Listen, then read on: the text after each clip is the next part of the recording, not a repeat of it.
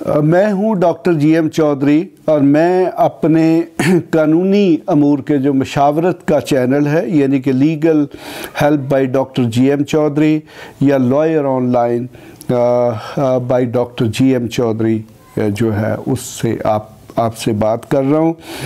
ये चैनल जो है आपको मुख्तलिफ़ किस्म के जो कानूनी अमूर है उन पर जो है वो मशावरत फ़राहम करता है। आपके जो मसाइल हैं उनका हल आपको बताता है ताकि आप एक पुरसकून ज़िंदगी जो है गुजार सकें।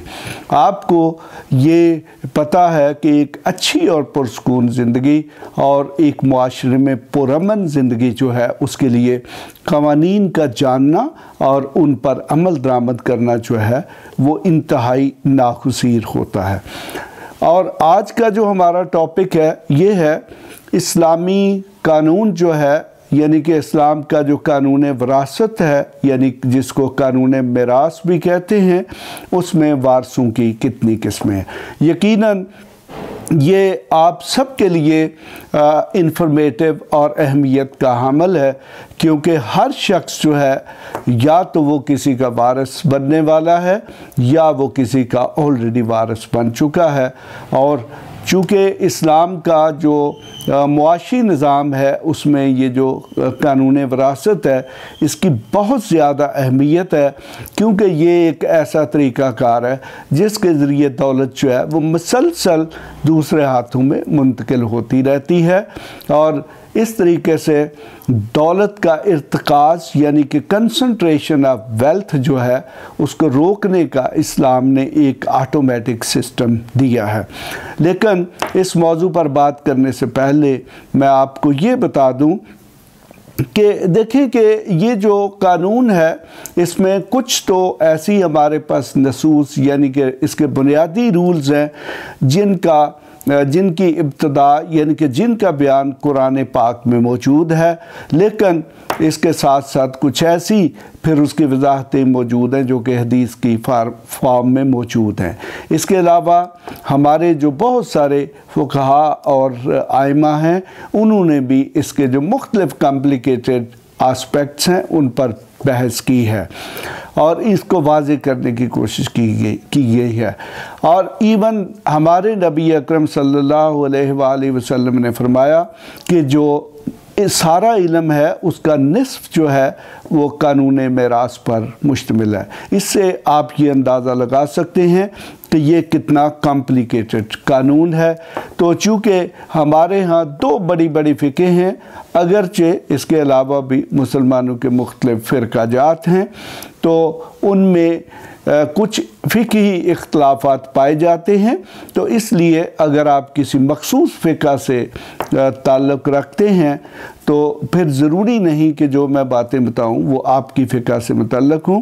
तो आप अगर अपने मकतबा फ़िक्र या फ़िक़ा के मुतल्लक़ सवाल करना चाहें तो वो अलग से मुझसे पूछ सकते हैं। मैं आपकी यकीनन आपको मशावरत भी फ़राहम करूँगा, आपकी मदद भी करूँगा।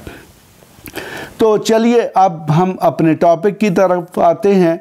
और इस टॉपिक के हवाले से पहले भी मैं आपसे डिस्कशन कर चुका हूं और आज इसके एक छोटे से आस्पेक्ट यानी कि इस्लाम में वारसों की कितने किस्में हैं यानी कि मिरास जो है जब एक शख्स की वफ़ात हो जाती है, एक शख्स का वसाल हो जाता है तो फिर वरासत जो है वो कितने किस्म के रिश्तेदारों में तकसीम हो सकती है। तो इस हवाले से इस्लाम ने ये जो वारिसीन हैं यानी कि जो वरसा हैं उनको तीन कैटेगरीज में तकसीम किया है। नंबर एक पे जो कैटेगरी है उनको ज़िल-फ़ुरूज़ कहते हैं, ज़िल-फ़ुरूज़। और नंबर दो पे जो कैटेगरी है वो असबात हैं और नंबर तीन पे जो कैटेगरी है वो ज़ुल अरहाम है। अब मैं आपको थोड़ी सी वजाहत से बताता हूँ कि ज़िल-फ़ुरूज़ वो हैं कि जिन का हिस्सा जो है वो फ़र्ज़ कर दिया गया है जो कि उनको हर सूरत में मिलना है अगर वो अवेलेबल हैं। इनकी दो किस्में हैं, एक जो हैं वो ज़िल-फ़ुरूज़ सबबी होते हैं और दूसरे जो हैं उनको ज़िल-फ़ुरूज़ नस्बी कहा जाता है। ज़िल-फ़ुरूज़ सबबी वो हैं कि जो किसी सबब या किसी वजह से रिश्ते में मुंसलिक हो जाते हैं और फिर वो विरासत में से हकदार हो जाते हैं। इसमें दो ही हैं, यानी कि उसमें मियाँ और बीवी हैं, यानी कि हस्बैंड और वाइफ हैं। और चूँकि इसको सबबी इसलिए कहा जाता है कि इनके दरमियान निकाह एक ऐसा रिश्ता है जिसके सबब से ये एक दूसरे की विरासत में से हकदार बनते हैं। यानी कि अगर पहले मियाँ की वफ़ात हो जाए तो फिर बीवी को हिस्सा मिलता है, और अगर पहले बीवी की वफ़ात हो जाए तो अगर बीवी के नाम पर किसी किस्म की कोई जायदाद मौजूद है तो फिर उसमें से जो उसका खामंद है उसको हिस्सा मिलता है। तो यानी कि इसका सबब निकाह है। अगर निकाह का रिश्ता उनके दरमियान ना हो तो फिर वो एक दूसरे से अपना मिरास में हिस्सा वसूल नहीं कर सकते। यानी कि अगर वरासत ओपन होने से पहले निकाह टूट जाए, तलाक दे दी जाए या कोई और ऐसी सूरत हाल हो जाए कि जिससे उनके दरमियान मियाँ और बीवी का रिश्ता बाकी ना रहे, तो फिर वो एक दूसरे की विरासत में से हकदार नहीं रहते। दूसरा जो किस्म है इसी में से ज़िल फ़ुरूज़ की जो है उसे हम नस्बी कहते हैं। ये वो लोग हैं जो नस्ब यानी कि नस्ल के साथ तल्लक़ रखते हैं, यानी कि मुश्तरका नस्ल की वजह से।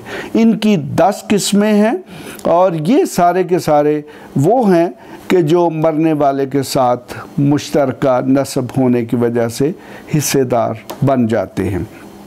इनमें उसके बड़े करीबी किस्म के रिश्तेदार होते हैं, बस उसमें बेटा बेटी, उसमें पोता पोती, नवासे नवासी बेटियां या और सारे रिश्तेदार होते हैं। यानी कि मैंने बताया कि इनकी तादाद तकरीबन 10 के करीब है। फिर जी हमारे पास जो नेक्स्ट यानी कि सेकंड कैटेगरी है वो असबात की है। असबात जो है वो असबा की जमा है और इससे मुराद ये है कि ये मरहूम के वो रिश्तेदार हैं जो बाप की तरफ से होते हैं, और आप बहुत अच्छे तरीके से जानते हैं कि बाप की तरफ से कौन से रिश्तेदार होते हैं। यानी कि इनके दरमियान औरत का वास्ता नहीं होना चाहिए। तो अगर इनको मैं आपको बताना चाहूँ तो असबात में बेटा होता है, बाप का मरहूम जो है उसका बाप हो सकता है, उसका दादा हो सकता है, उसका चचा हो सकता है, उसका ताया हो सकता है या उसका भतीजा हो सकता है, लेकिन उसमें नवासा नहीं होगा क्योंकि वो एक औरत के रिलेशन से उसके साथ कनेक्ट हो रहा है। तो इसी तरीके से बेटी पोती बहन या सुतीली बहन जो है वो भी असबात में शामिल है। यानी कि जब भी किसी शख्स की वफ़ात होती है तो उसमें जो दूसरी कैटेगरी है वो इन लोगों की होती है जो कि उसकी मिरास में से हिस्सा वसूल करते हैं। तो अब तीसरी और आखिरी किस्म जो है वो ज़ुल अरहाम की है। ये लफ्ज़ अरहाम जो है ये रहम की जमा है, और रहम जो है वो ये है कि एक ख़ातून जब किसी बच्चे को जन्म देती है तो उसके हवाले से यानी कि ये शादी की वजह से जो रिलेशन है वो बनता है, या फिर ख़ातून की तरफ से जो भी उसके रिश्तेदार हैं वो इस कैटेगरी में शामिल होते हैं। इन रिश्तेदारों में उसका बाप या समटाइम्स ये भी हो जाता है कि बाप और माँ जो है उन दोनों के रिश्तेदार जो हैं इस कैटेगरी में शामिल हो जाते हैं।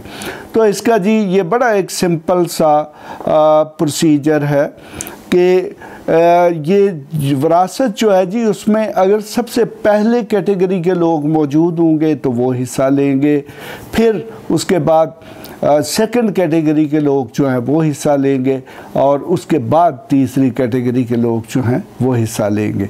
यानी कि अगर पहली 2 कैटेगरीज़ के लोग मौजूद हैं यानी कि ज़ुल फ़ुरूज़ और असबात हैं तो फिर तीसरी कैटेगरी के लोगों को हिस्सा नहीं मिलेगा।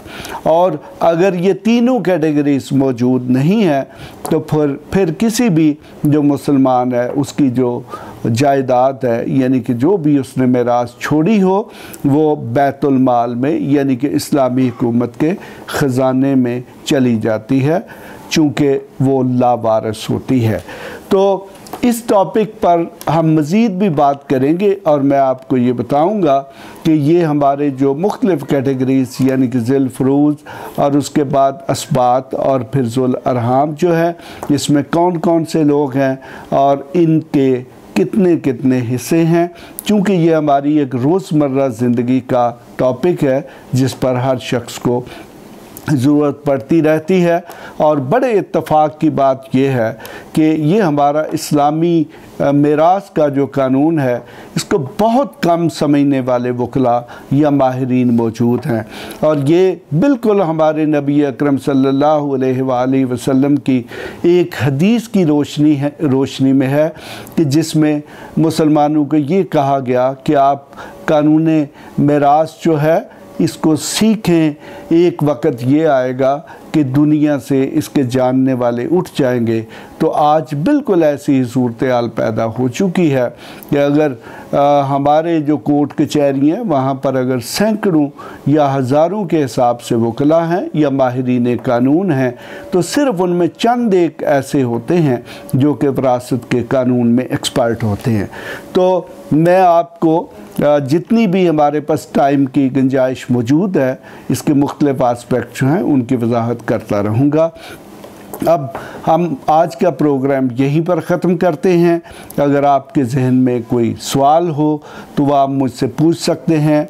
आप हमारे व्हाट्सएप नंबर पर भी रब्ता कर सकते हैं, आप हमें SMS भी भेज सकते हैं। नंबर हमारा आपके सामने मौजूद है, आप व्हाट्सएप कॉल भी कर सकते हैं। हमारा अगला प्रोग्राम जो है वो आपके लिए मज़ीद मालूमाती होगा, इसलिए आप फौरी तौर पर हमारा जो चैनल है उसको सब्सक्राइब कर लें ताकि आपको हमारे प्रोग्राम्स के अलर्ट मिलते रहें। इस तरीके से आप कोई प्रोग्राम मिस नहीं करेंगे। इसके साथ ही डॉक्टर GM चौधरी आपसे इजाज़त चाहता है। शुक्रिया।